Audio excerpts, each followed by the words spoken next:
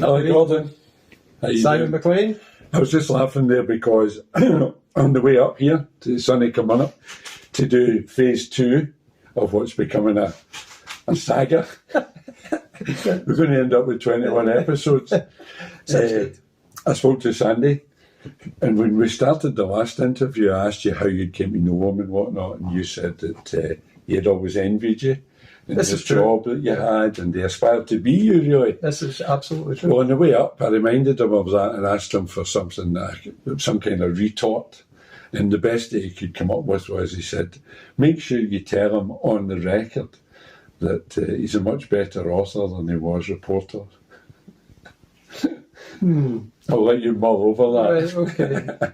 In the next episode, we'll get a retort from you. But he thinks I'm a terrible author, so is he that? Well, how are you doing? How have you been since I last saw you? We're good. Last time I saw you, the sun was shining, and today, for whatever strange reason,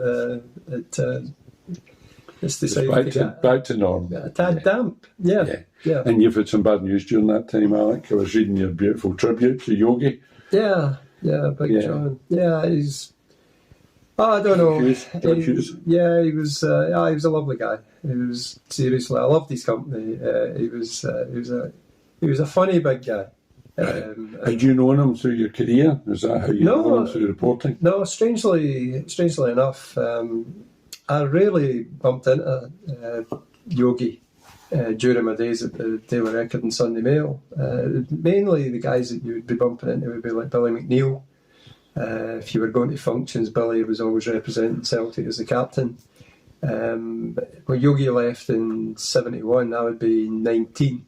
Right. So we kind of missed each other. But it's one of these things that when you're going to functions, I mean, I'm very friendly with Tommy Kemmel and Bertie Auld. Yep. And Billy. And so if you were along at a function, you would get wedding anniversaries, birthdays and so on. And Yogi gravitated towards our company. Okay. And I can't name names, but there was one day we were down at the Burnside Hotel. It was Bertie Auld's 50th wedding anniversary. Right. And Gerda and I, my missus, arrived a wee bit late and we couldn't get a table. The place was absolutely packed. And so we were standing at the bar, which is no hardship for either of us. And Yogi came up and said, do you mind if I join you guys at the bar? And we said, fine. I said, why? And he said, because they're having a staring contest over there. And there were a few of his teammates who were not always quick on the draw when it came to getting the pints in. So Yogi thought he stood a better chance for us. Right. So we spent. Had he read that situation correctly then, Alec? Yes, absolutely. As we get carted off into the night later on. So basically. And that was the start? It was, funnily enough, because he mentioned Bertie's book. And he said, how do you go about writing them? And I said, sit down and talk I'll phone Sandy Jimison to people. Get some advice. Oh, Sandy. Is that what you said? No, I didn't actually say that because I'm prone to the truth. You know? So I've always said... For a newspaper reporter, that's some statement. Excuse me, I have never been sued. I'm prone to the truth. I have never... Why let facts get in the way of that? But I was a policeman, so I can empathise with that sentiment.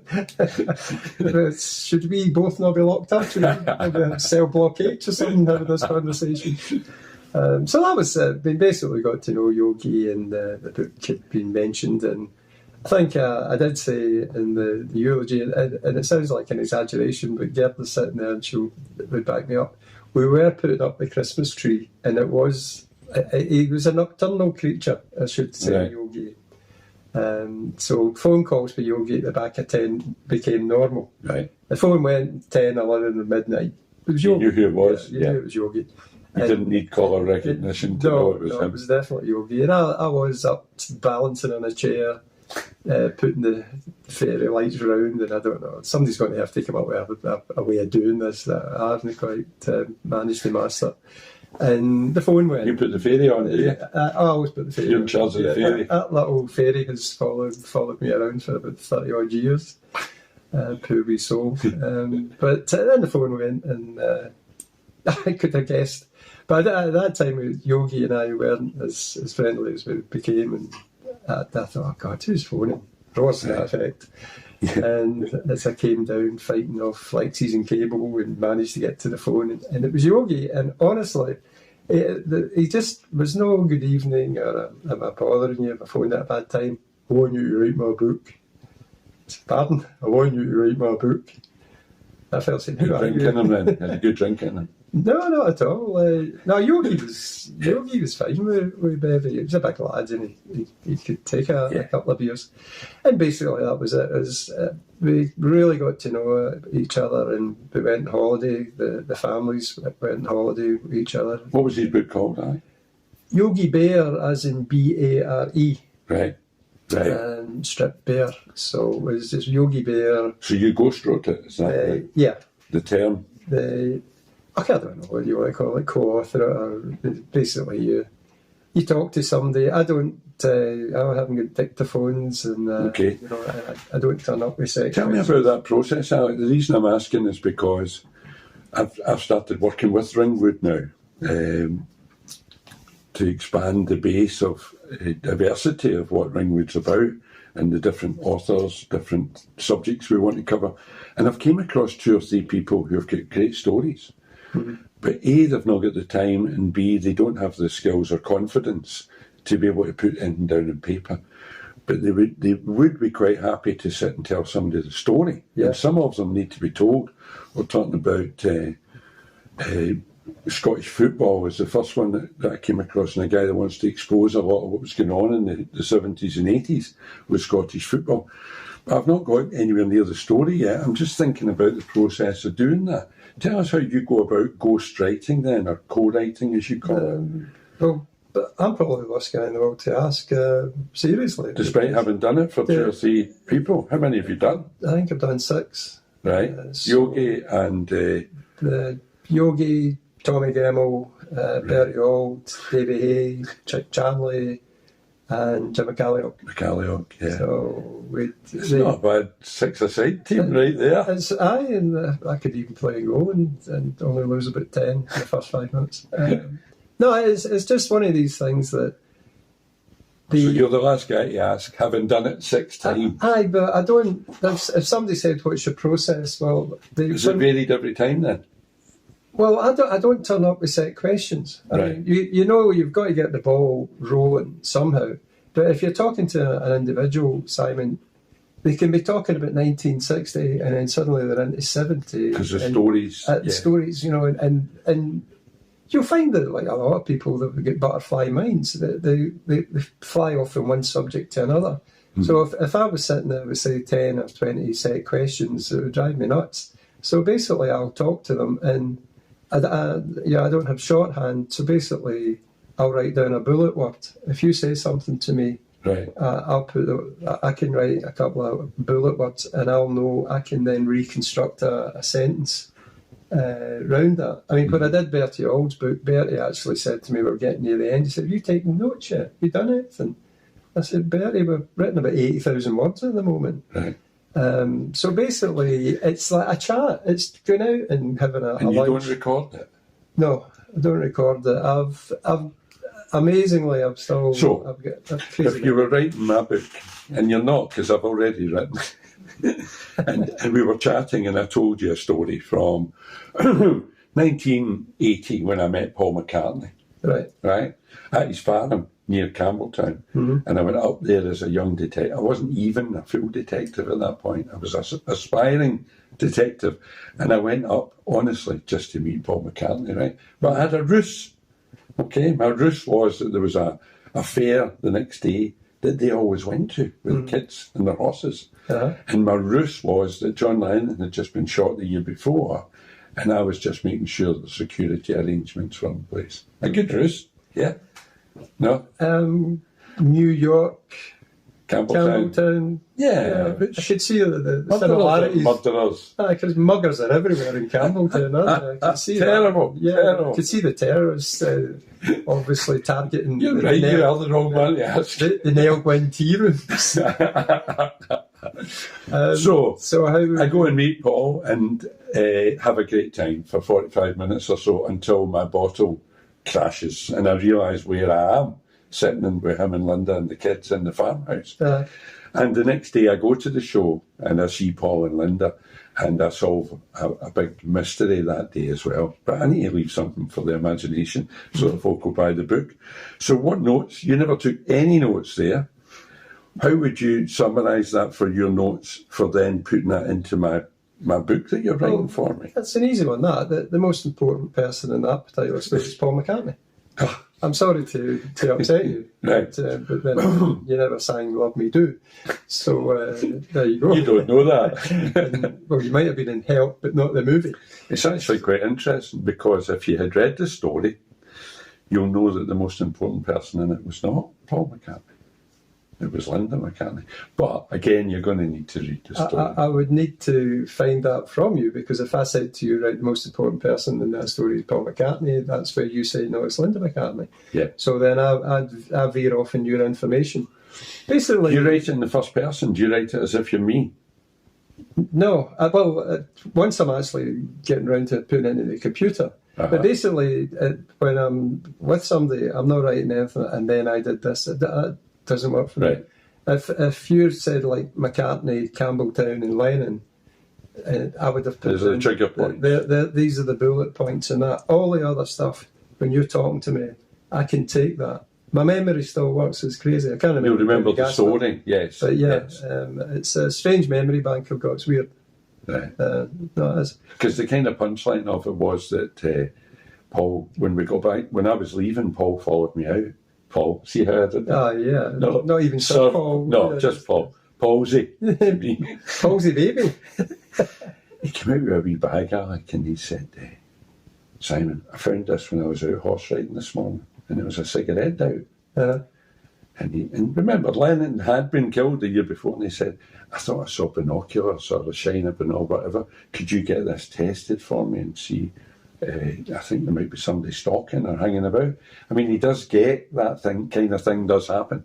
So I had seen TV and all that as well. So I said, no bother, I'll get that off to Interpol right away, and stuck it in Interpol. See how I did there? Interpol. Put it in my pocket and off I went. The local guys. Couldn't really spell good. Interpol, right?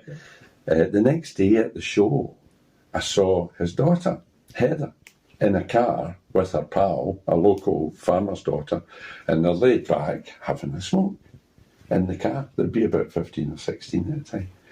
So I went up to the car and said, hi there. She went, oh, you're the policeman that came to see my dad, blah, blah. I said, yeah. He doesn't know you smoke, do you? Oh, please don't tell him, my mum. They'll kill me. I said, is it John Player's special that you smoke? How do you know that? Because you throw them away at night time when you go home. So I solved the crime, but I never ever told Paul McCartney that. That's a nice wee story. So it's a nice wee story. Yeah. My interest in it is how you would incorporate that into if you were doing the book for me. Basically, for a book, with anybody's life story, you try to come up with stuff that's absolutely fresh. Right. You know, and if you're dealing with Paul McCartney, you're looking and thinking, what stories about Paul McCartney have we not read before? Right. I mean, he's probably got a Norwegian wood just, in his interviews. So basically, you're looking for. I mean, like with Bertie Auld. I mean, Bertie was great with the press when he was a player and he was a manager. Talked to the media. He did the newspapers. He did radio. So basically, you had to sit down and with Bertie, I said, forget football just now. Tell me about your upbringing. He says, that interesting? I said, well, let's see. Yeah. And it actually turned out it became a breeze to write it because it was so good. Yes. It was, Yes. I mean, and His family. his mother, I mean, I actually I had 7-day press at the time, and I was talking to the boys. They were saying about 5 or 6 a start. 7-day press was an agency. Press agency. And one of them said, how's the book going on with Bertie? I said, well, I've just come across that his mother actually used to be a hawker. And I went, really? And I said, yeah, and she used to go around the doors. closes, the doors, and and he said, and he doesn't mind that you're going to put that in his book. And it suddenly dawned on me that this guy was a lot younger than me. Right. He thought I had said hooker. Which would have been an interesting line in the book, so to explain what a hawker was. Spelling error. Yeah, but so basically that was, we had to get in very early with it, what a hawker was, and the family, the upbringing of the family was fabulous. And Bertie had a natural sense of humour. Yes. He said that there was one of his brothers. They used to all, I think there were 3 brothers, and they used to have tops and tails, and he just joined Celtic at the time, and his mum said, and he brought home some money, and the mum said, "That's fabulous, son. I'm going to give you a wee treat tonight." And Bertie said, "Right, Mum, that'll be fabulous, thanks." And they came to the end of the night, and Bertie said, "Mum, I've not had my treat yet." She said, "Well, you can pick where you want to lie in bed." And he said, "Do I have to sleep at the deep end?" One of his brothers had a wee problem. So he booked the shallow end that night.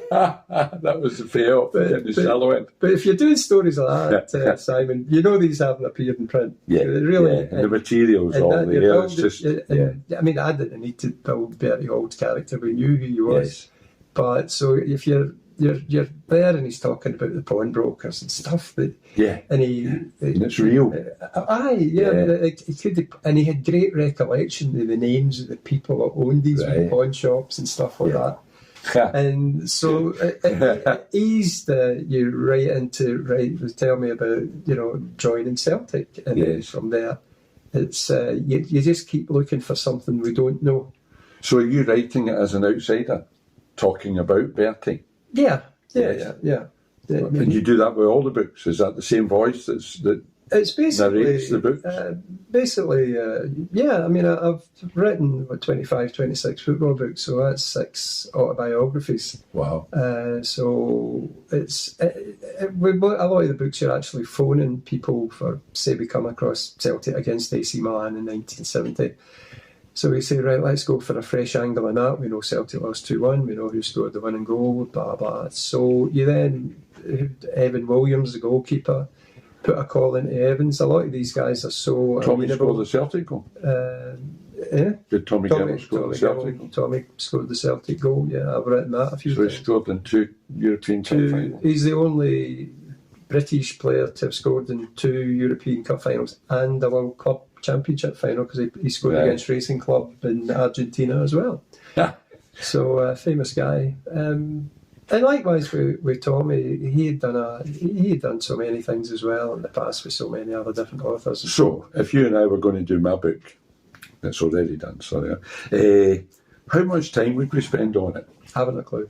No, does it vary for everyone? The only time that you would be pressed is if the publisher It's got a deadline on it. It's got a deadline, but okay. You would always make sure that you've got a fair bit of leeway before that deadline. Would you do an hour stints or 2 hour stints? Again, varies. There was one guy I did, and he always had somewhere to be. Sometimes I can't name names, but you could get him there for the rest of the day, and then you would see him looking at his watch, and his mind's elsewhere. You're not getting a lot of material, and basically you just say, right, do you want to cut out, and we'll catch up some other time. And he would go to wherever he was going. So I just kind of play it by ear. It's a lot. What about Yogi then? How much time did you spend with Yogi to get his book together? It was actually that book just came together very, very quickly. If you were asking. Jim McCallum, it's the most recent one, Jim, isn't Jim, well, I think there was a lot of problems there but COVID had just broken out, so there was a lot of getting together. I mean, if you're going to do an autobiography, you really got to sit in with the guy. Yes, you can do so much over the phone. Possibly that you might. You can find material all over the place, but you really need time with them to get that absolutely personal touch. And you will, and they'll remember things while you're sitting looking at them, because as opposed to being in the phone, you will. I mean, it's rather obvious. You'll get a whole lot. The personality will come through. Yes. But basically, for me, I find it interesting because I mean, I was a fan, and it's a bit like still. I mean, John Hughes was my dad's hero. I mean, he really was. It's a labour of love in many ways. And I mean, I'll tell you the truth, Simon. I stop enjoying it. I'll stop. Yeah. I mean, when it becomes Chore. and I swear that when it becomes a chore, I'll stop. I'm 70. So far, I've enjoyed it. I don't get up and say, "Oh God, I've got to go and meet so and so." And so far it's so good. So you doing any just now? Any projects? I'm doing biographies on the go. I'm not football wise. I've got an idea for football, but I can't mention. You've not told him yet, or her? No, it's a collective story which I'll tell you later. Okay. But if You heard it here first, or you didn't hear it here first. No, you didn't hear first. No, sometimes if you put it out, it's unscrupulous people. Out So I there, had a scoop. So I had a scoop there. I'll do that, and they dive in. But at the moment, the book I'm writing is for Ringwood, and that's called What's Getting to Geronimo. Okay. And So let's now look at your novels then. When did you start writing fiction? I take it they are fiction, these books. mainly. Well, a lot of characters in there are, of course, real life. Are they in order here? No, they? not really. They are, as a matter of fact. Okay, run us through them, Alec. Right. Who Shot Wild Bill? Okay. You can see that. Is that most recent? No, that was the one we did In first, and it was set in Millport. And basically, a lot of people, I can't remember how many football books I had done up to that stage, but I was doing a Dennis Law book. A Millport murder mystery. There's not many of them about, is there? You're a former top cop. You should know. There has never been a murder in Millport. Never. One of the rare places in this little country of ours where there's never been a murder. 12,000 suspects. Is that how many people go over for the country in Western? They can get 12,000, no problem. They must be falling off the edges. Well, the thing is, I mean, unless it's changed in recent times, the police come over from Ardrossan, I believe, but they go on the last ferry as well. Right. So from about 8 o'clock or 9 o'clock onwards, the place is festooned with strangers and one beat cop, possibly two. So if you were going to murder somebody, there's your time and place to do it. And it was just... You put a bit of thought into this, haven't you? It just kind of came together. But honestly, there's no any... I'm not Frederick Forsyth or anything like that, but it was an idea, and people had asked, can you only write football stuff? And it wasn't anything that rankled with me, but I was writing a Dennis Law book, and I was getting bogged down in stats. Because there's so many with Dennis, isn't there? Because I realised, Simon, there was so much about Dennis that I hadn't a clue about, and there was a period. I mean, what do I know about him being at Huddersfield, and then from Huddersfield to Man City and so on, and then on to Torino. So there was an awful lot that I needed, and I was really getting bogged down, and I thought, I'm going to take a break from this. Right. Good thinking. And then this, Who Shot Wild Bill? Amazingly, both these books were published in the same day by different publishers. Right. Amazing. So therefore, that came, and the characters were guys. Not be many folk had two books published in the one day. I've done it twice. It's just incredible. I know. It's you couldn't make it up. So this is the first? That was the first, and I quite liked the idea. No, I really thought it was a one-off. Right. I had no thoughts about doing any kind of follow-up. Okay. Sandy read that, and Sandy Jemison read it, and he thought it reminded him a wee bit of Kinky Friedman. I'd never heard of Kinky Friedman. I haven't. And a friend of mine also read the manuscript before that became a book, and he said, "Are you a Kinky Friedman fan?" Right. And I thought, why is everybody mentioning Kinky Friedman to me? And so I had to buy a Kinky Friedman book, and astonishingly, he's a better writer than me, but there are similarities. Right. And so Sandy read that, and he bought it off the rights of the publisher, the original publisher. Okay, for Ringwood. So for Ringwood, and so when I met Sandy, and that was when he asked me for my autograph. And this is because you were his idol. Because I was his idol. He bought the publishing rights of your book. And he's still got the posters on his wall, I believe, much to the chagrin of Maxine. So from that, he said, "Could you?" And I thought, yeah, we'll have another go at it. So from that came Potts' book, Crazy Horse. Right. So I thought I would keep with the Wild West themes as far as... How long ago was this? I think I did that a year or 2 years after that. And when did the first one come I out? don't know. Was it 2008, something like that? Okay, about 14 years. I should know these things. But so that I decided, could you possibly have... Are we back in Millport again? Yeah, I mean, because people had said, how do you get away with that? I mean, Yeah. Millport, for those who don't know, is 10 miles in circumference. It's not the biggest place in the world. And it's so, if you set a murder there... I can't even think of 12,000 people being in Millport. What was the ferry like? It'd be hanging off the They side. used to even... Do you remember the old Joker ferry? It used to go across to Ibrox No, after a game. They were hanging off the sides, they were on the roof, there was thousands on it. is that the players? That's what I'm thinking of with the Millport ferry, the two ferries going back and forth. So anyway, I set that in Millport, and the footballer's nickname was Crazy Horse. Right. So he had gone AWOL, and he had links with Charlie Brock, the main character that goes around doing all the solving, Okay. who happens to be a freelance sports reporter. Oh, he's Handsome, devastatingly handsome. not a detective. Did you No, steer no, away from the detective? No, he's far too handsome to be a detective. You never had the jargon for the detective, obviously. No, I was. You didn't know me at the time. No, I'm thankful for those days. The good old days, we call them. The good old days, as they say. So basically, that, and I think Sandy quite liked it, and he said, "How about another one?" So, Oh no! So we did Who's Dog Sitting Bull. Right. Sitting So Bull. this is the trilogy. This, if it was going to be a trilogy, it wasn't meant to be, but it's just, I thought, right. So the nickname for this is a boxer who gets, and they used to do this every now and again.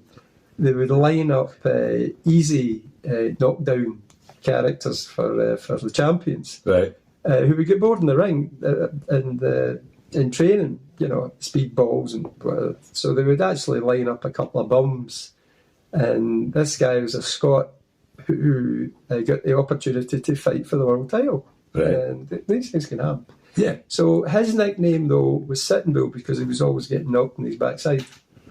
So he got up and won, of course, but he was called Sitting Bull. So I had to keep... Oh, no spoilers. No spoilers. Right.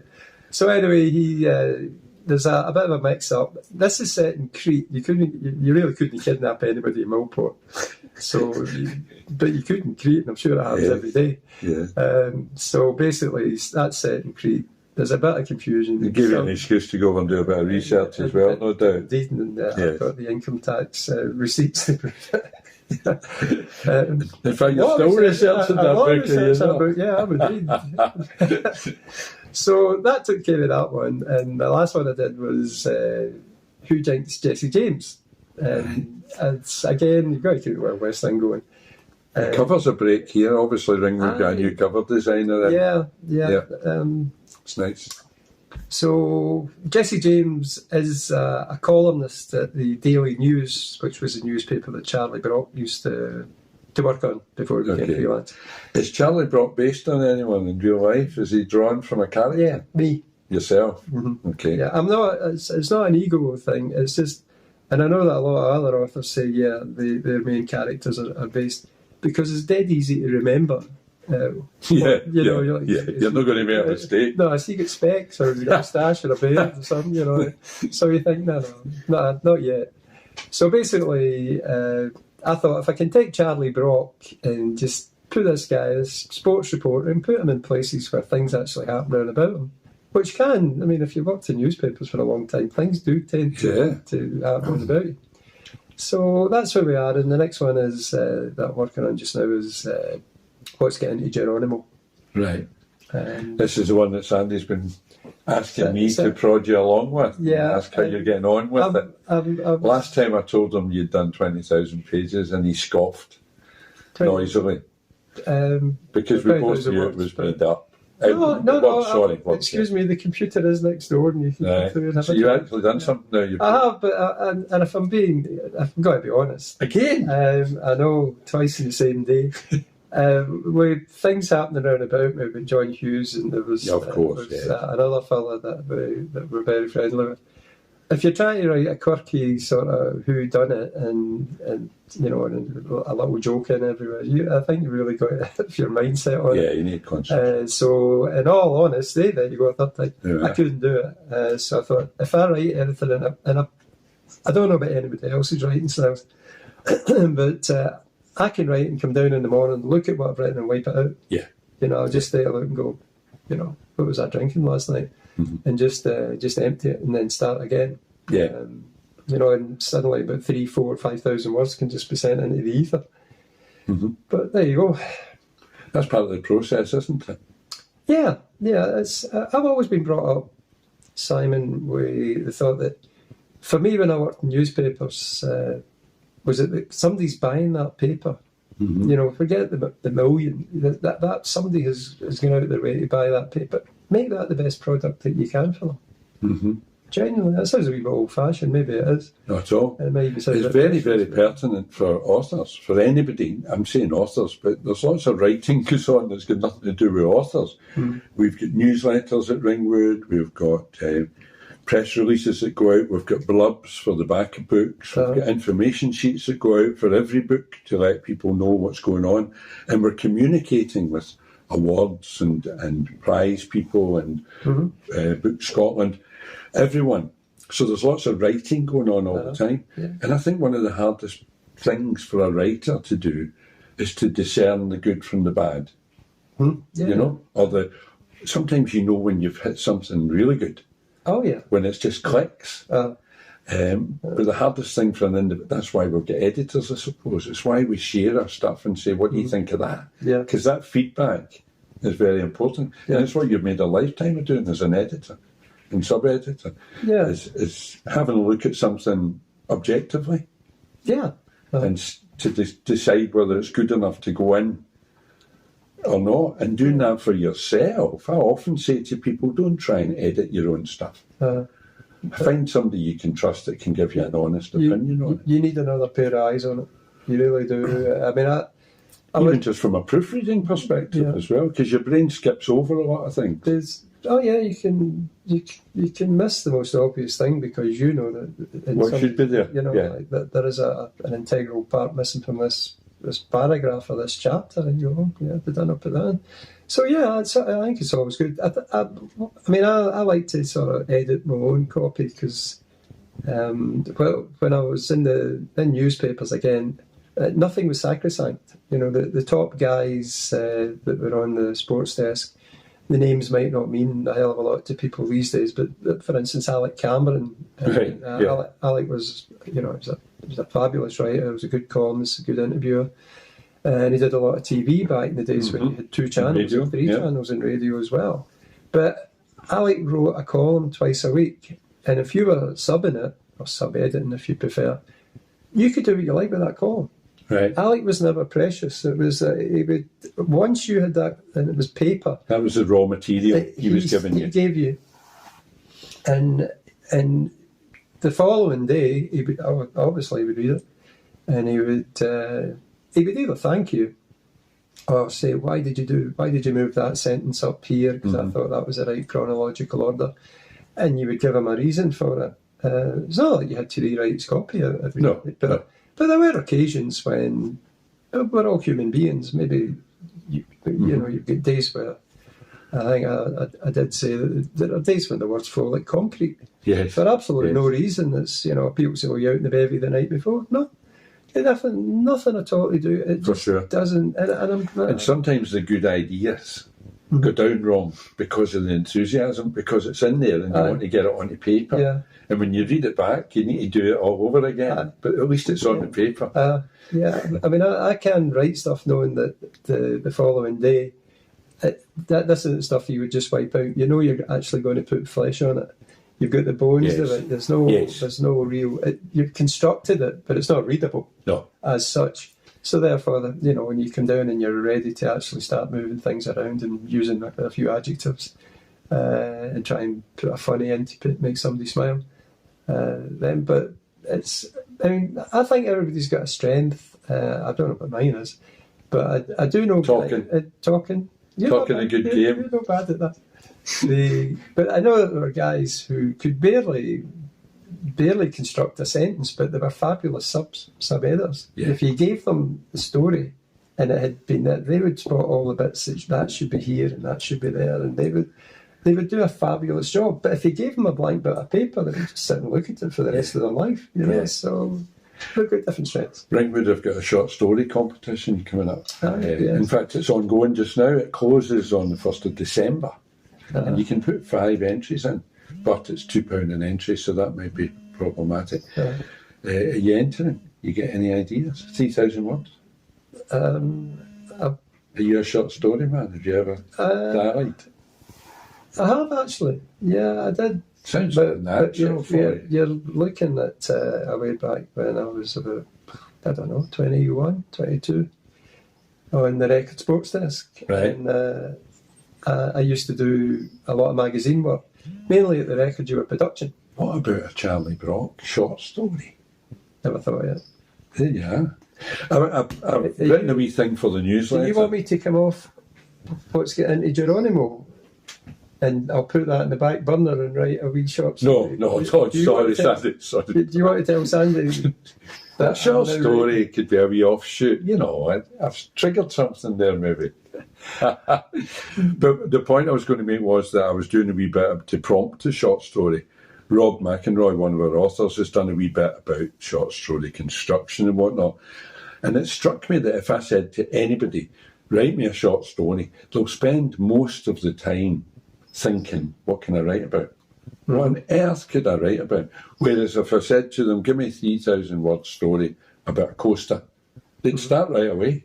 And the ideas would start coming and triggering. I could pick that pen in your hand. If you give somebody a subject and say, write about that, they will. But to try and think of something off the top of your head is a different ballgame altogether. Yeah, again, we're all different people, Simon. I don't. I mean, it's one of these things. If you set a task, I might not think about it right this minute in time, but It will formulate. somewhere I'll be watching the football tonight and something will go ding, and away we go. It will be a Charlie Brock footballing meets Well, I mean, super sleuth detective. the good thing about working in newspapers, I keep going back to, but that's big. That's your life, yeah. And I can't really apologise too much, but it's been. I was there for almost 30 years, and you did get to meet the guys that. I mean, I was born. The Gorbals, Broughton, Castlemilk. These guys were totally inaccessible. Yeah. And then suddenly you realise you can pick up the phone and talk to Jock Stein, and you can, Jim Baxter. You can be very friendly with Jim, and it's an incredible step. And then once I think you've done that. I wasn't very good at hero worship anyway. There might have been heroes, but I don't. Maybe too practical as a guy. But they don't like that anyway. They don't. No, they don't. They feel ill at ease. I mean, some of them I know have said he's a big-headed bugger, and you say what happened, and they'll tell you. You say, oh, maybe he was having a conversation with somebody, and you've just breezed in, and it's happened to me. I mean, I've been nobody knows me. Yeah. Wrong time, wrong place. Well, yeah. And I mean, Tommy Gemla and I used to see each other just about once a day. For my offices were right opposite the Iron Horse pub in West Nile Street. And Tommy's insurance company was, I don't know, about 100 yards away. Up the road. So Tommy would phone me across and say, I'm in HQ. And he'd come along and say, Tommy, I'm busy, but just an hour. And in that space of an hour, Glaswegians are wonderful people, and they'll spot Tommy Gemmell, because Tommy was instantly recognisable. Oh, yeah, totally. It didn't matter that he was now 70, they're Same Tommy stature Gemmell. and everything, wasn't he? Exactly, yeah. Yeah. And so they would just come up and they would hand me the phone. Right.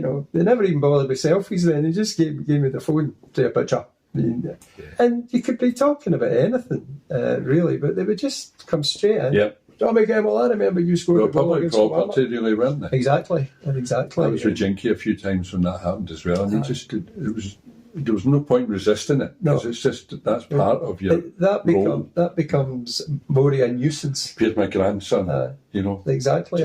Jinky had to make a fuss. We've done book signings where that like John Hughes. We did one at Celtic Park before a game, and we were in the Celtic Superstore. And this fella came up and, oh, Yogi, you're my favourite players. He bought a book. The same guy appeared. It's about 5 minutes later with his son.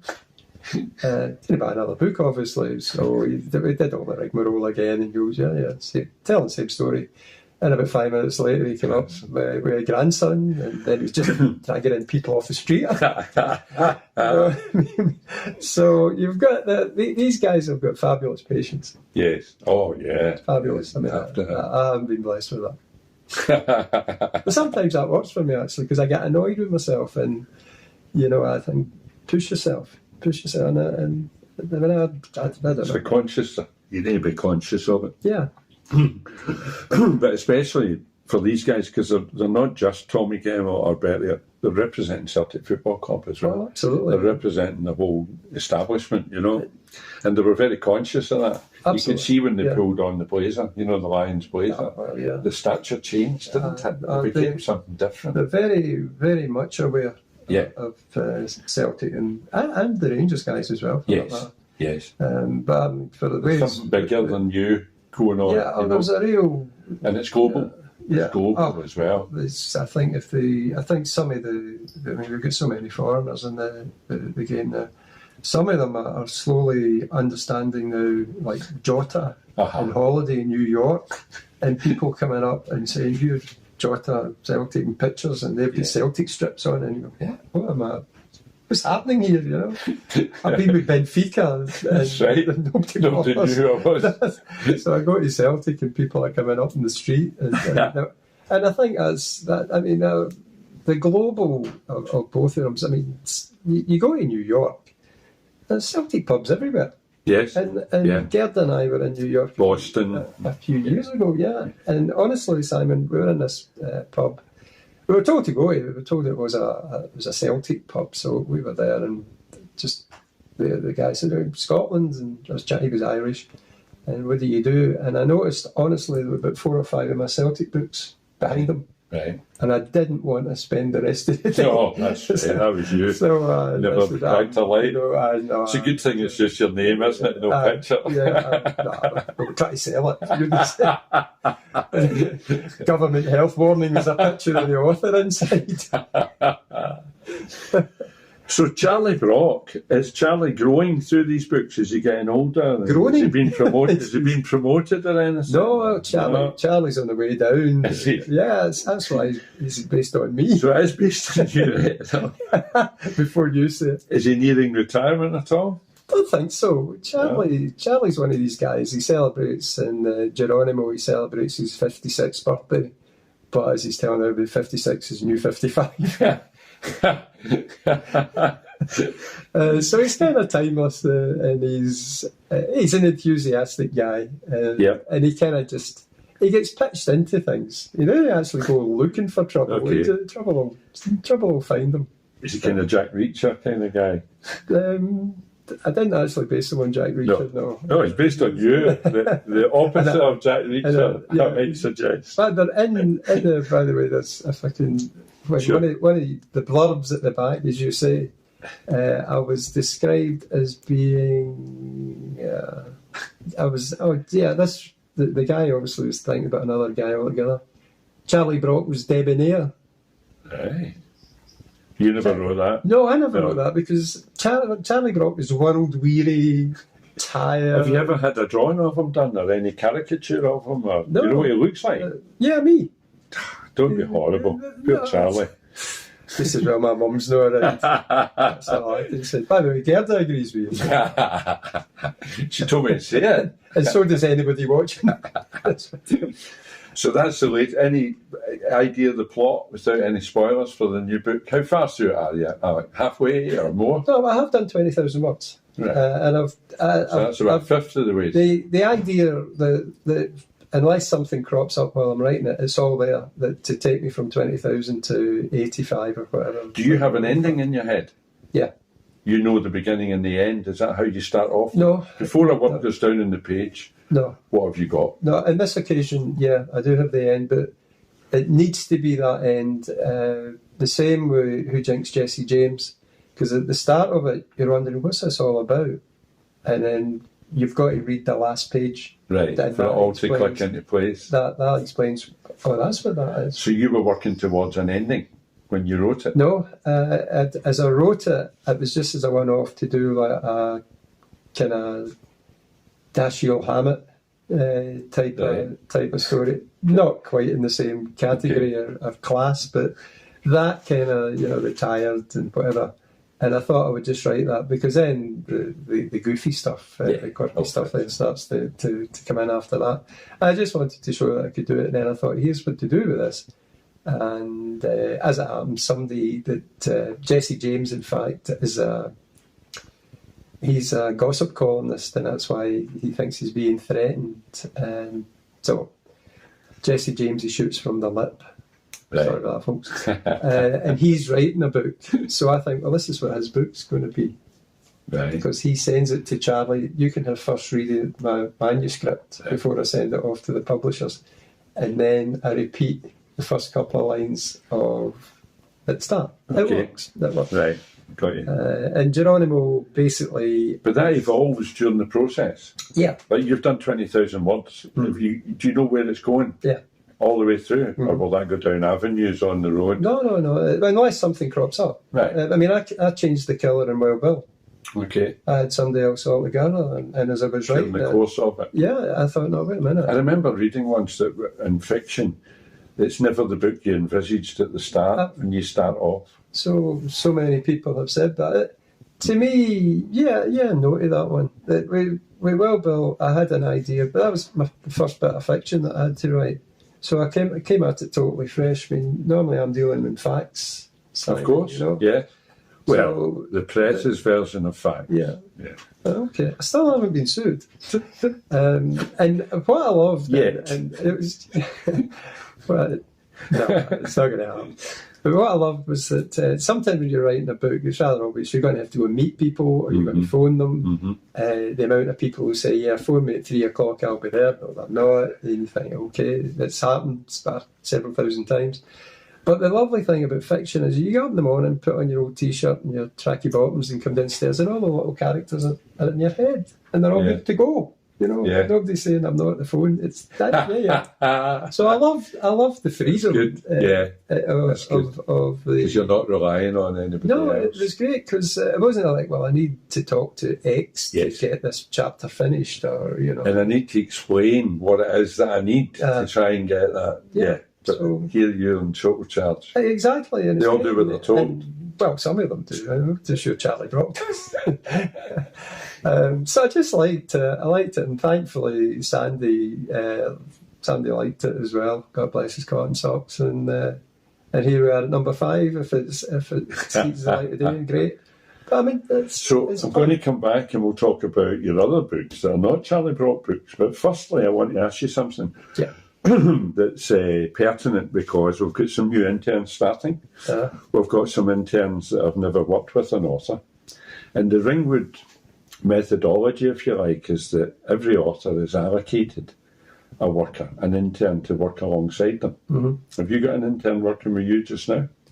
I haven't met them, but Sandy's mentioned. Okay, because it's a process that's happening right now. Yeah, no, it's always good to. Have you had an intern working with you in the past then, with these other books? Yeah. But What's your experience of that, Alex, then? Working with an intern, and what you would hope that they would bring to the table with you as your link with Ringwood as a publisher. And I'll scale it down, excuse me, I'll scale it down a wee bit for you, that I maintain that those 3 months around the launch are the really critical time. When you're writing, you're writing. Yeah. When the book's coming together and being edited and proofread and whatnot, then there's an obvious liaison there, the cover design, all that kind of stuff. There's a liaison there to keep you in the loop. And that's simple enough. But the critical time is a month pre-launch, because we sell the book pre-launch and we build up to the event of the launch itself, and then the few months after the launch when the book is selling at its most. What do you think the role of the intern, as far as Alec Gordon's concerned, what would the ideal role of an intern be in there? Simon, I've never looked at the people as being interns. I always Okay, look at them as, that's as, good. as editors. Right. And basically, I've been fortunate because the three that we've done here, and I think these two memoir books, basically I've been dealing with Sandy. But the editors, for me, have been something that I always love is enthusiasm. Right. There's a lot- Sorry, Alec, there's two different things here. There's the editors that you work with, and that's what they do. There's a team with a head editor and usually a couple of other interns that are helping him or her. So behind the scenes, you don't necessarily have anything to do with that. That's news to me. But you work with one editor, Uh-huh. basically, who communicates with you. But there's other people assisting there. Then there's once that process is done and you've come to the book, then there's proofreaders. There's a separate team usually of proofreaders that are tasked, maybe newer interns or whatever, they're given chapters, they're given whatever. Over and above all that, every author should have an intern. In my case, it was a girl, Ruth McQueenie, who helped me promote my book. And she was very, very good at the social networking side, at setting up interviews, at promoting the book with me. Things I had no idea what to do. Yeah. So that person is separate from the editing process. It's just there to help you get the book out into the marketplace, really. Maybe if you don't have social media, maybe if you don't have an author page, or your own website some authors have, or whatever it might be. Is this making any sense? No, the reason for the silence is that basically for me, that's been an area where I've never really had any Okay. input as Right. such. I know that maybe Sandy would probably want me to. It's not that I'm shunning it. It's an area. That's getting into a grey area. Once for me, if we work with the editor, we're happy it's published. Yep, you've got the we're book. doing Yep. the You do big launches? Uh, Do you have in a hotel or anything like that? Do you? we used to have the upstairs in the Iron Horse pub, Right. which was great. It was a fabulous area. It used to be used for weddings mainly, but we always had our lunches there, and they were fabulous. And everything came together This is for your books? for the ones that I think Sandy actually liked the setting. And we had a lot of Ringwood authors having their launches in Right. it. It was absolutely perfect. Yeah. I mean, it really was, Simon. So basically, for me, the main thing is get the book written. You work well with an editor. You're both in tow. And then where it goes after that. I know that Sandy said to me, you've got to do this, you've got to do that. But my problem is that I've got other things to do. Yeah. You know, Yeah. So you've written the book, that's really your job done? Well, I'll do the bits that I can, and I do have an author's page, and I've got social media and Facebook, etc. So I'll do that, and I'll publicise it as best I can. But there are occasions where I've got to say I just don't have time. I'm sorry, but I'm running 2 magazines every day. Yes. I will as soon as Geronimo's done, and I gave Sandy my word, and I'll keep it, that I haven't touched another football book. Right. I've got the thought, which I'll tell you later. It's an easy one, but it's When you've done 26, once you've done 26, it gets a bit easier. The idea is simple enough, but it's good. It's marketable. Put it that way. Right. So you've got to look at that marketplace. You've got loads of football books out there, all Yes. sitting, Yes. vying with each other at the same thing. So basically, you want to actually write something that's a standalone. Other people might copy it, but you'll get it out first, and it's a standalone book. Okay. So, Did I mention to you last time about my pal Jim Orr, who's a walking footballer, Celtic fan, and he writes plays? And he wrote Bend It Like Baxter, right, yeah. Bend It Like, can't remember who else, Moncur, Bobby, Bend It Like Bobby Moncur. But he's got a play on just now, Bend It Like Bertie. Fiona and I went to see it in the Eastwood Theatre a couple of months ago. It did the rounds through Scotland. Des McLean is Bertie, really. I know. And it's on in the Pavilion in February. He's now got a rerun in the Pavilion, and it's really good. So, Talk get into. Funnily enough, we were You'd enjoy it, huh? we were down to go with John Hughes, yes. and had one of his sons lives in Ireland, and he was coming over for it. And it just, again, it collided with something that I couldn't get out of. So I actually missed it. But apparently it was a fabulous night. It was Good very fun. enjoyable. Yeah, good fun. Yeah. There you go. Okay, so the memoirs, as you refer to them. Yeah, I love the title on this one. Jinx, Dogs, Burns, Now Flew. Which Rolls off the tongue, really, doesn't it? It is, and of course there's got to be a story behind such a daft title for a book. When did you write this one out? You know something. This is a Ringwood book? It's a Ringwood book, yeah. This 15. 2015. Okay. This is it's a funny one. This because when I wrote Who Shot Wild Bill, the first bit of fiction for the publisher, there was a guy that had been introduced to me by a mutual friend, and while I was getting to know this guy and he was getting to know me, he was asking me more about the newspaper trade, and I was telling him stories about the Record and Sunday Mail, and he said, "Are these true?" I said, "Yeah." And genuinely said, "Really?" Because there are some stories in there Yeah. just bar me, you know. And I said, "Yeah, yeah, of course they're true." Stranger than fiction. Well, absolutely, yeah. And so the guy said, "Would you consider doing your memoirs?" And I said, "Oh, nobody knows Ali Gordon." I said, "I've been happy to. If you come up with a big story, I'll put somebody else's name in it. I always did, and I'm not one bit interested in having an ego. I started in the Record at 15. I was on the sports desk just before I was 16. And Jack Adams was my sports editor, and he said, "You got an ego, son?" And I said, "I was born in the Gorbals, brought up in Castleville." No. And he said, "Keep it that way." He said, "Because it constantly needs fed." Yeah. And I always remember those words, and I was just a kid at the time, so I know some guys that have been legends in their own lunchtime and whatever. Yeah. So I said to the guy, "Look," I said, "Nobody's interested in Alec Gordon. Nobody knows Alec Gordon." And he said, "Well, it's the stories that will carry it."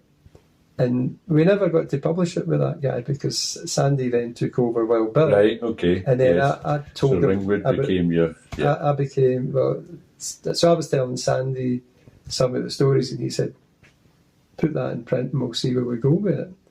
And he started jotting them down it wasn't like I wrote about 10 in one day, it would be like one or two or three, and spotting them around because there was no deadline until such times as that you've got enough for a book, and you said to Sandy, "Right, you want to have a look at this?" And Sandy said, "We're going to publish it." He said, and at that time we didn't have a title. He said, "What are you going to call it?" And I said, "Jinx, Dogs, Burns, Now Flew." You had the title? Yeah. The same Jack Adams, the sports editor, we used to work in Hot Metal, which a lot of people wouldn't even know what Hot Metal is, in newspapers at the time. Printing press. The printing presses. Yeah. I know computers these days. But back then, if you were given a headline size, like for instance, Burns has got 5 characters in it. Mm-hmm. So that's going to be your widest headline.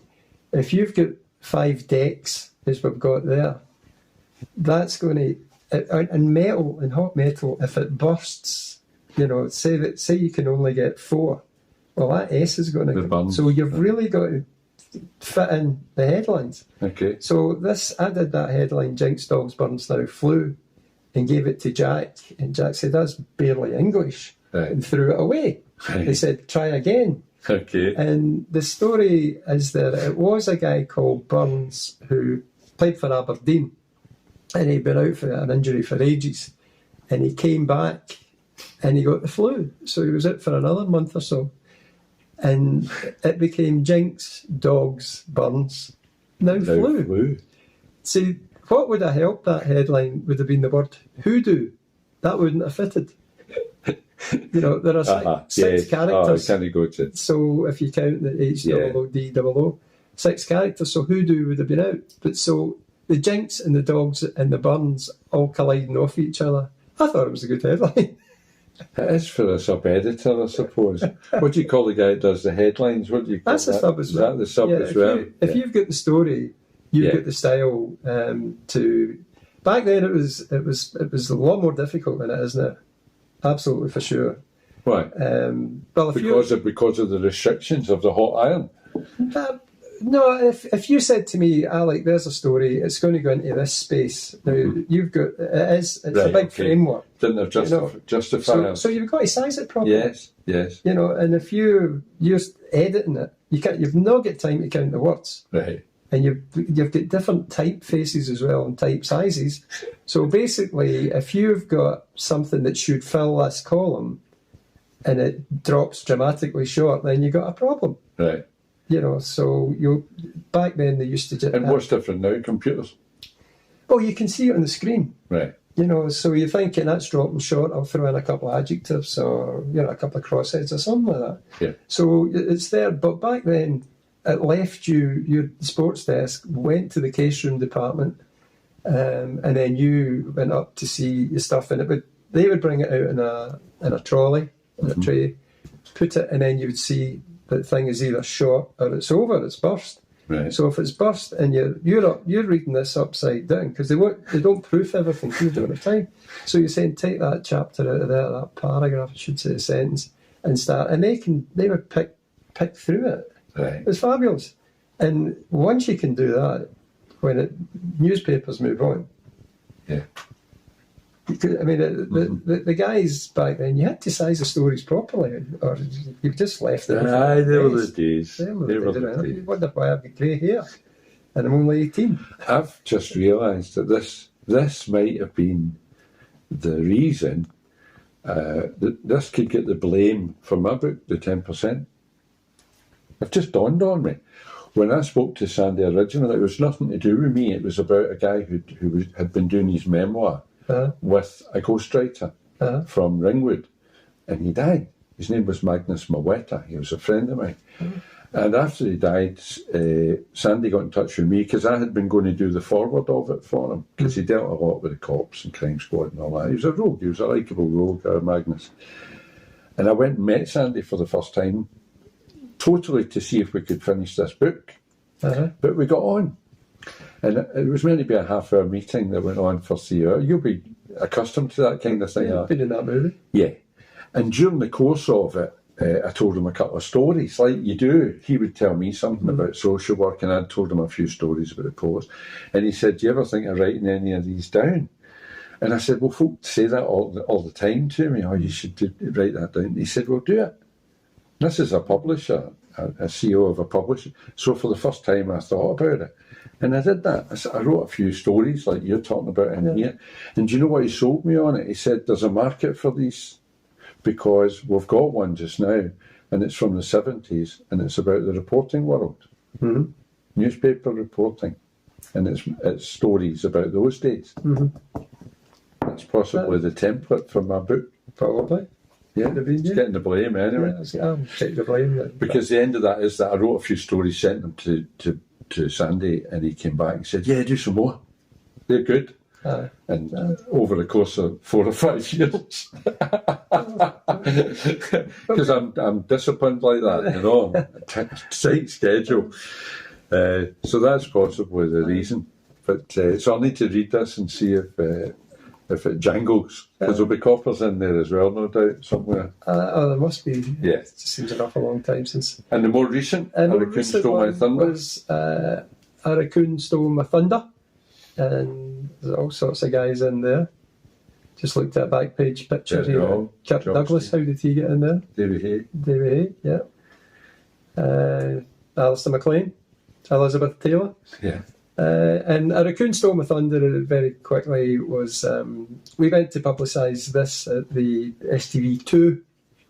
Right. And we arrived, and it was a bit chaotic, to be honest. It was around just before Christmas, and it was heavy snow. And we get in, and the producer, said to me, we're going to take you first, is that okay? I said, sure.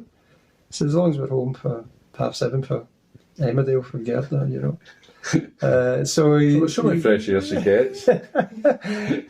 So basically, we sat down in the green room, which is not a green room Right, at all. yeah. And as I said, I was devastated to find that it was just tea and coffee.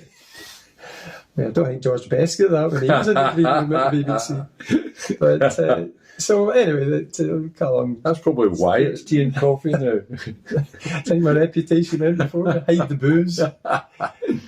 So anyway, the guy said to me, "Right, we'll take you first." And then there was, in fact, it was a policeman coming in for East Kilbride. Right.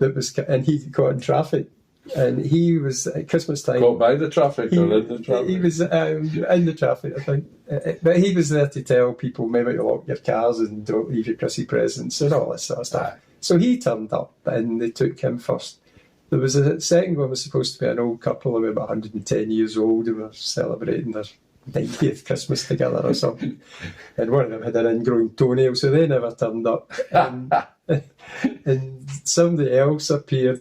So basically, I was going down this line from being number one, I was number two, and I was number three, number four, and then they had the cookery bloody thing. So I was even behind the chef, you know, showing us how to make a sausage. You were the anchor. And I know I was. And so basically, the producers said, "Thanks, Luke, we realised." I said, "It's all right, it's really not a problem." And he said, "Right," he says, "You're on next." He said, "We've got a singer." He said, "You're on that, right?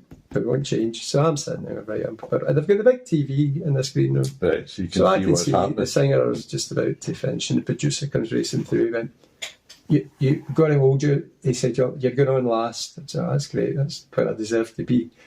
He said, "We've just found footage of a family in Fife who have got a raccoon as a pet." So, and apparently it's the only raccoon that's a pet in the whole of Scotland. So it flashed the You film, got scooped. and so There's a and I couldn't stole my thunder. So I came after the cookie. Did you get on? I did eventually, yeah. 10 seconds. I got 10 seconds. Hello, I'm Alec Gordon, thanks. So that was Alec. But here's another picture of a raccoon that looks a lot better than Alec. So there you go. So it hasn't been dull. I've enjoyed it. Brilliant. Brilliant. And more to come. Still enjoying it, or you wouldn't be doing it? Yeah, as I said, whenever it becomes a chore time, and I mean it, and Gerda will tell you the truth. Once it becomes... She'll tell me the truth. So that's the truth. Gerda will tell me. Gerda will tell you. This is a waste of hour. I've been lying. Well, she will, hopefully, because I'm hoping that she'll be the next interview that I do. Because I really want to hear about the dweeb and the history of the poor dweeb. Gerda. Yes. The dweeb's a nice man. And find out who he's based on. Because I'm only guessing just now. Okay. My lips are sealed. Alec, thanks very much. Simon, As thank you. always. As always. Thank you. I can't wait for the third episode.